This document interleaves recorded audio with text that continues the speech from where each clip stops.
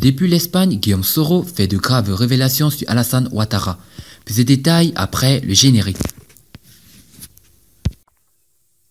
Avant de commencer, n'oubliez pas de vous abonner et d'activer la cloche de notification, car cela va vous permettre de ne plus manquer les prochaines vidéos.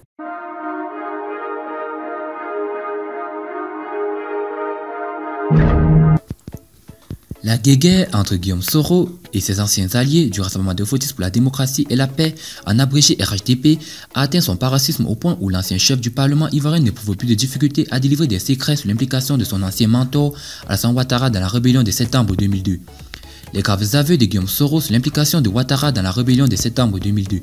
Guillaume Soro a enfin rompu le silence sur l'implication du chef de l'État ivoirien Alassane Ouattara dans la rébellion qui a fini par emporter le président Laurent Gbagbo en 2011 après une grave crise post-électorale.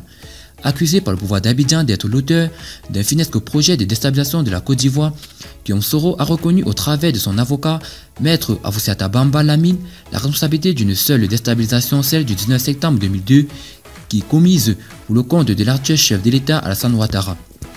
M. Guillaume Soro tient à rassurer les Ivoiriens qu'il reconnaît une seule déstabilisation, celle du 19 septembre 2002, pour le compte de l'actuel président de la République, M. Alassane Dramane Ouattara, a déclaré l'avocat de Guillaume Soro. Cette mise au point de l'ancien chef de la rébellion des Forces Nouvelles intervient dans un contexte de vive tension entre Cerise et les anciens alliés du RHDP.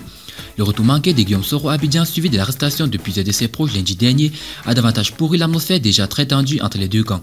Un mandat d'arrêt international a même été émis contre le président de GPS à l'élection présidentielle de 2020.